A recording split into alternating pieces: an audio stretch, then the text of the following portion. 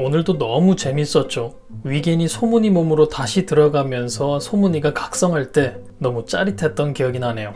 너무 가슴 아팠던 정영의 사망으로 끝나버린 11화였는데요. 12화 예고편을 살펴봐야겠죠. 검은 옷을 입고 기도하는 모습의 카운터들을 보니 정영이 사망했다는 사실은 확실한 것 같아 보입니다. 사실 11화 마지막 모습만 봐도 확실히 사망한 사람의 모습을 한 정영이었죠. 이미 숨을 거둔 듯 미동도 없는 모습이었고 머리에선 피가 흐르다 굳어 있었으며 뜬 눈으로 엎드려 있는 정영의 모습을 보니 총격과 같은 강한 충격으로 한 번에 사망하지 않았나 싶은데요.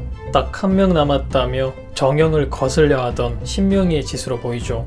기억을 찾은 가모탁과의 러브라인 전개를 기대하던 시청자들에게 큰 충격을 안겨준 장면이었습니다. 마지막 모탁과 정영의 모습을 보며 저도 모르게 미소 짓고 있었는데 정영의 사망에 모탁과 같은 표정으로 굳어버렸던 기억도 나네요. 너무 기대하던 둘의 전개가 있었는데 이렇게 끝나는 건가?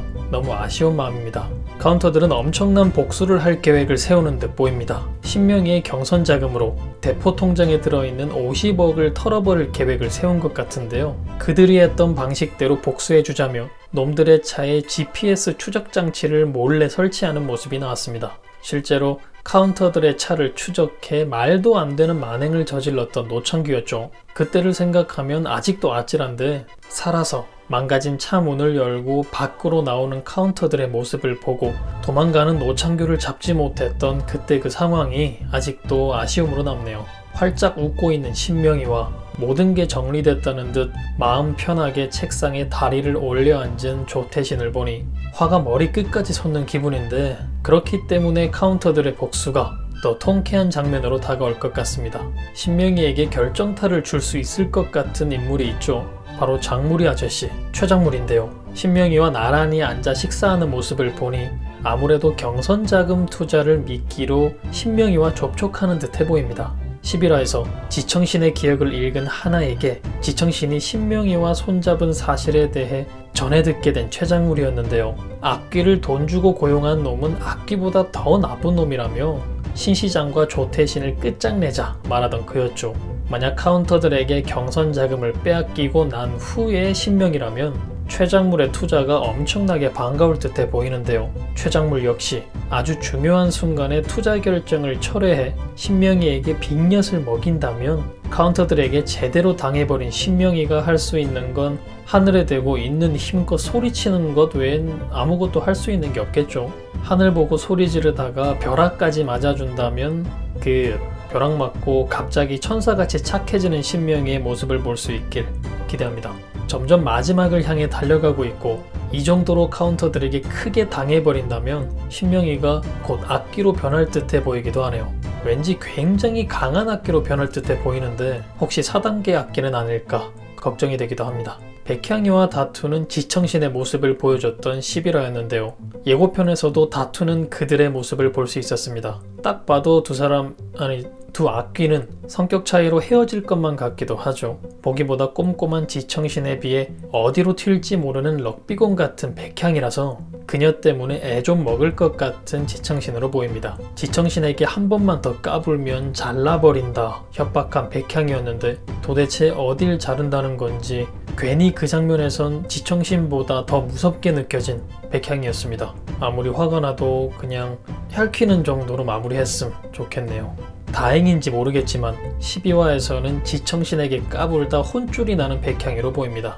힘의 차이를 느끼고 지청신을 인정할 것 같아 보이는 백향이이긴 한데 워낙 제정신이 아닌 녀석이기 때문에 이기심에 결정적인 순간 지청신을 배신하고 카운터들에게 유리한 상황을 만들어줄 수도 있지 않을까 하는 생각도 해봅니다. 물론 카운터들을 도우려고 한 행동이 아니라 혼자서 무언가를 얻으려 하는 상황에서겠죠. 보면 볼수록 사고 한번 크게 칠 것 같은 백향인데 백향이의 행동 때문에 통쾌해지는 회차를 볼 수 있길 기대해봅니다. 그나저나 이 녀석들 같은 동료들을 서슴없이 버리기도 하며 아주 제대로 된 악귀들의 모습을 보여줬는데요. 그 상황이 신나 보이는 백향이는 정신 나간 할리퀸 같아 보이기도 했죠. 이런 악당들이 여럿 뭉쳐서 나오는 한국 드라마를 본 적이 있나 싶은데 없어져야 할 나쁜 녀석들이긴 하지만 드라마로 보면 꽤나 흥미로운 부분이기도 하네요. 과거 장면에서 추매옥과 수호가 만나던 장면은 너무 슬펐죠. 확실하진 않지만 두 사람은 물에 빠지는 사고를 겪은 것 같아 보였는데요. 그 사고로 목숨을 잃었던 수호로 보입니다. 혼자 살아남아 수호를 지켜주지 못했던 자신을 원망하는 모습의 추매옥이었는데 이번에는 수호의 손을 잡아주며 함께 위기를 극복한 모습을 보였던 두 사람이었습니다. 잘 보고 있다가 갑자기 훅 들어온 장면에 얼마나 훌쩍거렸던지 굉장히 기억에 남았던 장면이네요.